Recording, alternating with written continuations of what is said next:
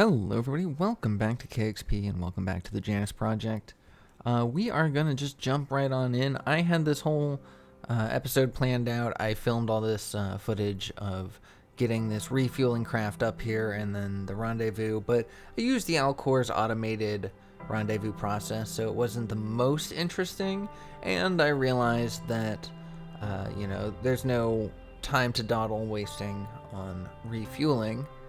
And I just wanted to get this mission underway, and so if you were able to tell from the title and the thumbnail, we are indeed heading out to the Mun and Minmus today, as that is part of our contract requirements, but we'll get into that shortly.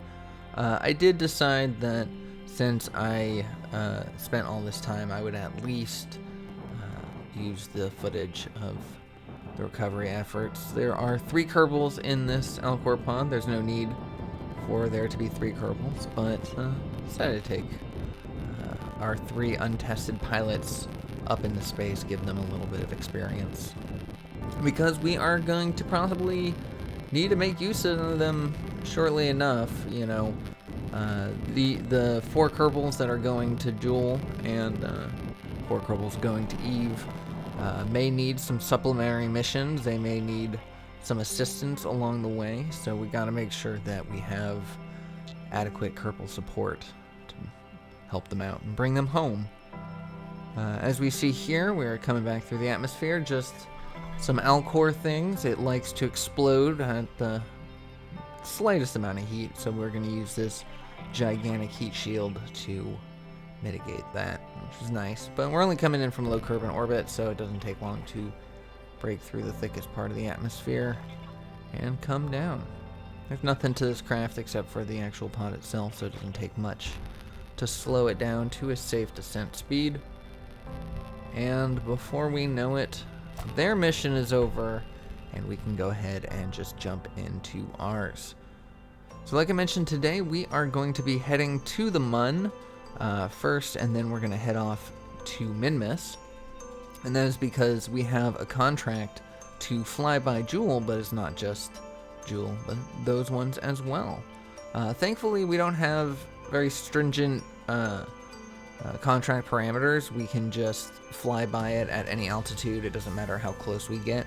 So that's very nice. And so we're going to use Astrogator. We're actually going to use Astrogator quite a lot in this mission. It's just a way to, it's a mod that gives us some pretty efficient transfer burns. It handles all that math for you. You do have to, you are at the whim of whatever it decides to give you though, so sometimes it's best to double check it.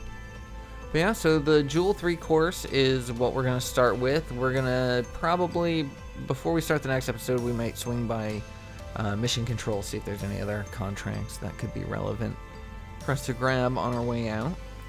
But overall, we are straying away from the career mode aspect a little bit, focusing less on contracts and more on just the exploration, the milestones of visiting planets, planting flags, and all that. So we start our burn using our ELU engines, which are nuclear power, so all we're burning is liquid fuel at the moment. We've got a little over 2,000 Delta V in a full tank. So it's takes no problem at all to push ourselves out to the Mun, leaving us quite a bit of Delta V left over. There we go.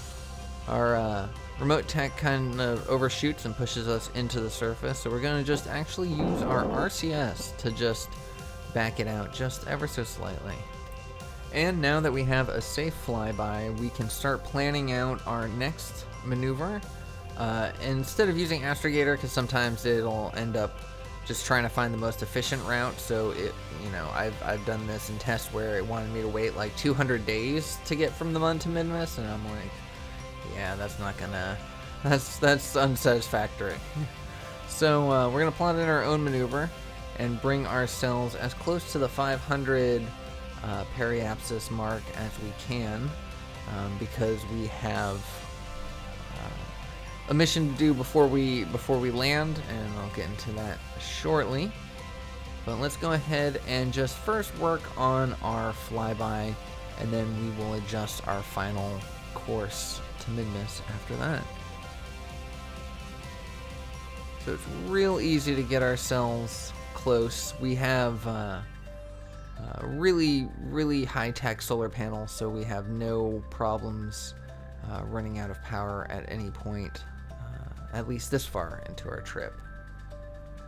Pretty efficient with our energy usage, but we say goodbye to the Mun. That's all we need to do.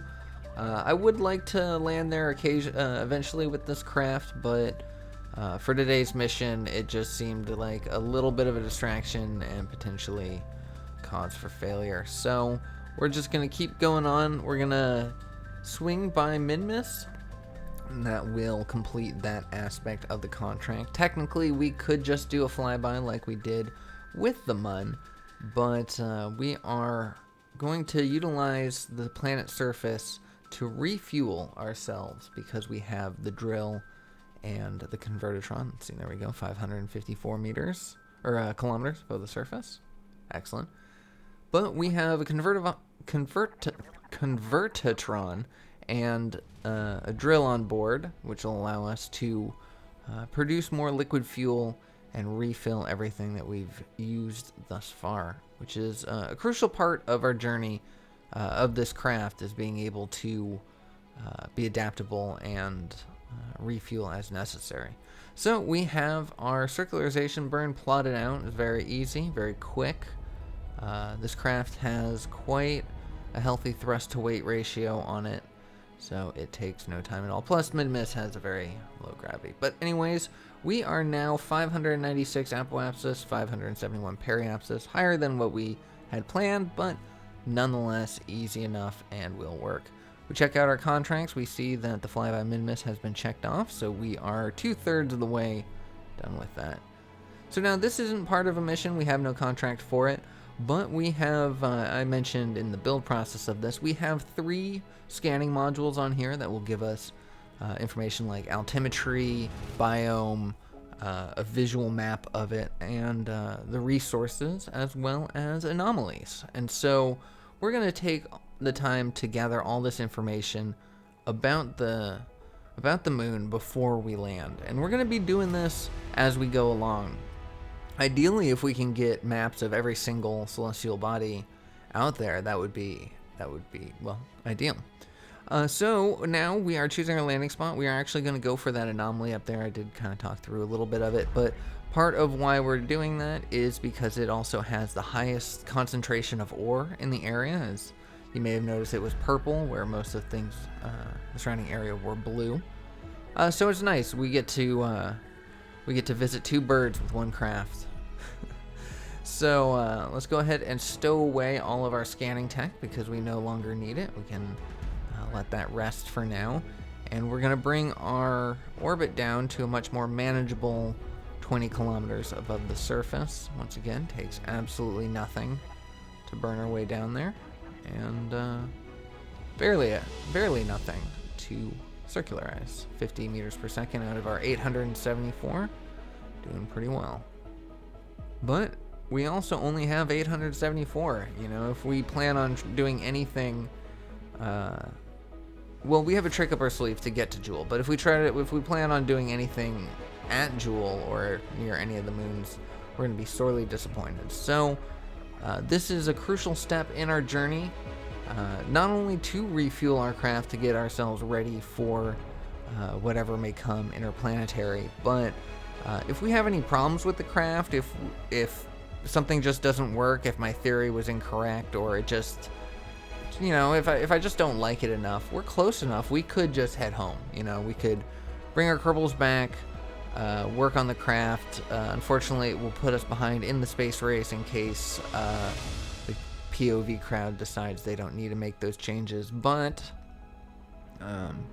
it will save us the trouble and heartache of having to figure out those changes in another planetary system entirely, so far from home, unable to bring our Kerbals back in any way, just having to deal with it. So this is a great little signpost for us to check our work before we go on. But we have our landing zone plotted out thanks to trajectories, which allowed us to see where we would land in relative to the planet's rotation during that time. Therefore, we can have a much more accurate landing idea. So all we got to do is point ourselves retrograde, keep an eye on our time to impact and our burn countdown. Like I mentioned before, we've got plenty of thrust to weight.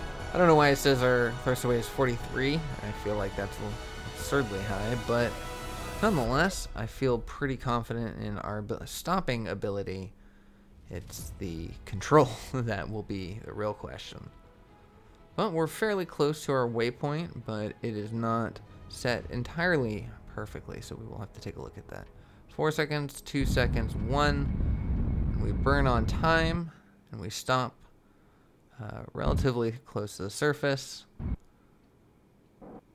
And I just flop around a little bit, trying to regain control and to make sure I don't land on my back. We can handle it if we land on our back. It's designed to be able to maneuver and recover, but if we can avoid it, that's always best. But there we go. We talked straight through the landing of Minmus. However, with the hover engines of it, it's a little less climactic, as landing, touching wheels down. Just kind of float there safely. But nonetheless, it is a crucial and super helpful aspect to this craft, especially dealing with lunar surfaces like this, because wheels can break, stresses can affect them, but with the hovercraft, all we need is a little bit of forward momentum, and we can just keep going. We don't have to deal with the friction. We do have to deal with control, though, because as we see here, we are starting to enter a completely different biome because of our momentum. And we no longer have any monopropellant, which was a pretty crucial way of controlling this craft. Like, it's got its reaction wheels, they're pretty capable, they work, but if we want some actual quick movements and nimbleness with our craft, we're going to need more monopropellant. And unfortunately, 960 is a kind of a small tank. I don't know if there's going to be any way that I can change that mid-flight to adjust one of my parts of the craft to hold monopropellant, and if we can, that would be ideal. But if not, we are going to have to be very conservative with when we decide to use it.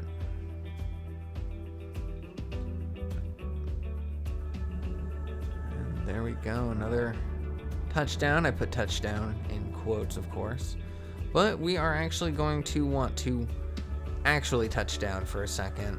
We can't quick save until we do, and we need to find a way to just stop our forward momentum. I also had to go run some errands, so we had to come back and save the game.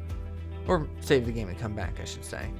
But now, before we get moving on to the anomaly, because we do want to visit that before the episode's over, I really do need monopropellant. Like, that is going to be the easiest way to control this craft on Minmus, and especially if anything goes wrong. So I am going to, unfortunately hit the wrong button to and I activated our hover stage, which kind of put me into this position where now I'm moving. So I'm going to have to try to recover from there first, bring myself to a more stable position, and stop before I can get started. But the next step of the plan is to deploy the drill, start the convertitron, and start making ourselves some monopropellant so we can have a little bit more control. It was very interesting. I've never played around on the channel or even in my own personal gameplay. I've never really played around with utilizing convertitrons for perpetual journeying. Like, I've had bases, like I've made lunar bases, and they've had drills and convertitrons on there, and the idea was that they could replenish other crafts. Like, you could bring another craft and refuel it, but I typically never even really got that far into it. I would either get bored with the base or want to do something else, or I'd end up updating a mod and ruining everything. Here we go, my action group's once again set incorrectly. Hover started, and look at this. It's just so tantalizingly close to the surface, and yet just can't touch. We can actually lower the hover craft threshold, but we're going to do that a little while later, and a little better in the next episode. But even though we're moving, I'm hoping that Throck would kind of slow us down, but unfortunately I did not have the collisions turned on for that. I have him for the smaller pieces, but not for some of the larger pieces. So no luck in having it slow us down. But nonetheless, we're going to extend the radiators, we're going to extend our solar panels, not all of them, just the ones that won't tip us over. And then we're going to go ahead and get our Convertitron going, creating some monopropellant. I'm going to increase the resources window up in the top right so you can see the monopropellant being raised. We're going to look at our map real fast and adjust our waypoint to be a little more accurate so we can point ourselves to our actual target. I was very surprised that the Drill-O-Matic worked while sliding. I was sure that it would just be like, yeah, you're moving, we can't do anything. Kind of like how you can't quick save when you're moving. I assumed that it would do that, but it actually worked out. It was surprising. And so it's a pretty interesting idea here too. I'm going to try to adjust the repulsor height, like I mentioned before. We're going to adjust that and see how that works out at a lower height if we can still utilize the drill. So I'm going to put it into 0.2, but in the next episode I'm going to experiment with it at 0.5 because you'll see 0.2 is actually kind of low. Like I didn't want it to go too high. I didn't want to ruin anything, so 0.2 was a really buffered estimate.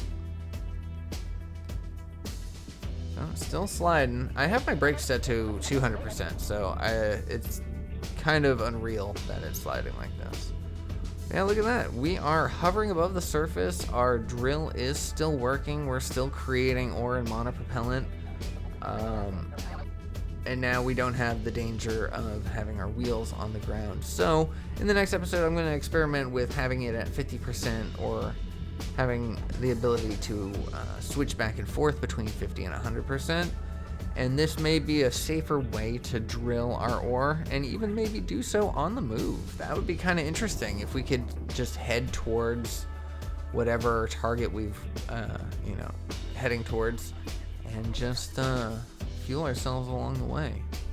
I'm really excited about this trip. Like, I was really excited to sit down and film this episode and get started, head off to Minmus. But after landing here, after seeing our drill and Convertitron in action, I did stop it early. We only have 280 monopropellant. I stopped the drill early. The Convertitron's still making monopropellant, but I wanted to just keep going. I figured 280 would be more than enough for my goal. We're not too far away from the anomaly, so I figured we probably won't need a whole lot. But as you can see here, we now have dropped down to under 100, and before we even get there. And I do leave the RCS on right now, so nothing but waste. But these are the lessons you learn along the way, and like I mentioned, I'm really excited about this expedition. It's really not even a journey anymore. It's an adventure. Yep, as you see, completely out of monopropellant, and this is kind of when we needed more, is when we start to build speed, lift off the ground, when we need actual control, when we need to flip around quickly. I do, like I mentioned, I still have the Convertitrons making monopropellant, but the thing that I am forgetting here is I didn't turn off my RCS. Oh, there's the anomaly. Yeah, I didn't turn off the RCS, so it's making monopropellant, but it's utilizing it basically the moment that it hits the tank. So this would be where it would be extremely useful, because when I pointed retrograde, it really wanted to tilt me in all 6 directions. So can't have that take off quickly off the surface, because we were going 55 meters per second, and that is just so dangerous. So I feel like we could regain control a little bit better up in the air. At this point, I'm like, oh, maybe I can just utilize the ore that I have, turn into monopropellant. So I open the bay doors, focus my camera, try to click on the thing, and then turn on the monopropellant process. Completely oblivious to the fact that it was already going, so none of that was necessary. But that's okay. You see a lot of things in post when you record episodes like this. You know, it's like an athlete watching their game footage back. You recognize certain mistakes that you've made and problems you have, and sometimes even come up with better solutions. So it's always nice. But yeah, at the time, thinking that you're doing something useful, but really all you're doing is kind of wasting time. But what else can you do? You gotta think on your feet. Remember your training. Use the instrument panels.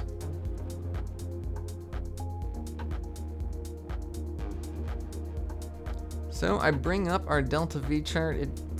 The numbers are being a little funky, but the point I'm trying to show is we don't actually have a lot. It is a lot to land on Minmus. 270 is definitely more than enough, but in all reality, 270 meters per second is not a lot of Delta V. So it shows you how much you can waste just moving around places like this, and how important it is to keep an eye on our fuel going forward. And during this mission, we are gonna need to remember that we have a very slim margin of success here. We've tested it, we've seen that it is capable, but it is just barely capable, and that is because we needed to balance all three aspects of this craft. It needed to be capable of a Jool V mission, first and foremost. Then it also needed to be capable of a single stage to orbit, and because the POV crowd had the messed up runway that they did, it needed to be a vertical takeoff and landing. It would have been nicer to put actual engines on here to have, rather than these little hovercraft pieces that only keep us, a set distance above the ground. It would have been nicer to have actual engines there. But through many tests and hours and tries and retries, it finally came down to it that I realized the VTOL aspect was really only necessary in the very first aspect of the mission. It will be helpful as we go along, but ultimately, as long as we can get a hover, I think we're gonna be good. And there we are at the squad anomaly. There's another one on Minmus, just another monolith, a green one, but that is randomized every game. It's actually not too far away from us. We could have gone. I thought about including that in the mission, but it's already quite a long journey as is, and we risk danger with that. So I decided to just keep it to the one monolith. However, because of the fact that we're sliding so far down the hill, I decided before we call it an episode, we're going to need to get to a little bit more stable ground where we can drill up the rest of the monopropellant, all of the monopropellant that we're going to need, and the rest of the liquid fuel, which is quite a lot, but we are going to completely refuel this thing, monopropellant, liquid fuel, and the ore, before we take off in the next episode. And in the next episode, we will be heading straight to Jool. Maybe to Lathe or Bop or Polar. We're going to the Julian system regardless, but we are heading straight there in the next episode. No messing around. Unfortunately, we did have to take an extra stop before we could go interplanetary. If we didn't have that mission to stop here, we could have technically just gone straight to Jool at that point. But like I mentioned, it's a good test of our craft and our system to come here. And we did have that contract. And even though money is not a concern, it is still nice to do contracts. The reason why I bring up that as unfortunate, however, is that means in Monday's episode of POV, once they get themselves to orbit, they are free to go directly to Eve to not pass go or collect the $200 for stopping by the Mun or Minmus. But that will give them a leg up on the space race. They have fewer planets to go to, so already they are going to be beating us back home. However, they're going to have to do the Jool V themselves anyways, so, you know, are they really ahead? Because by the time we finish, we're going to be 3 up.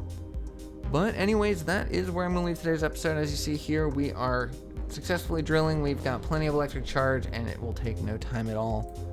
For the last time, I want to thank everybody for being patient with my sporadic upload schedule these past couple weeks. It was worth it to create this craft and get it all working perfectly and seeing it in action. So from now on, we will be getting back to our regular schedule because we will just be focusing on the missions. But anyways, that is where I'm going to leave today's episode. Thank you so much for watching. I hope you enjoyed it. I hope you're looking forward for more KXP.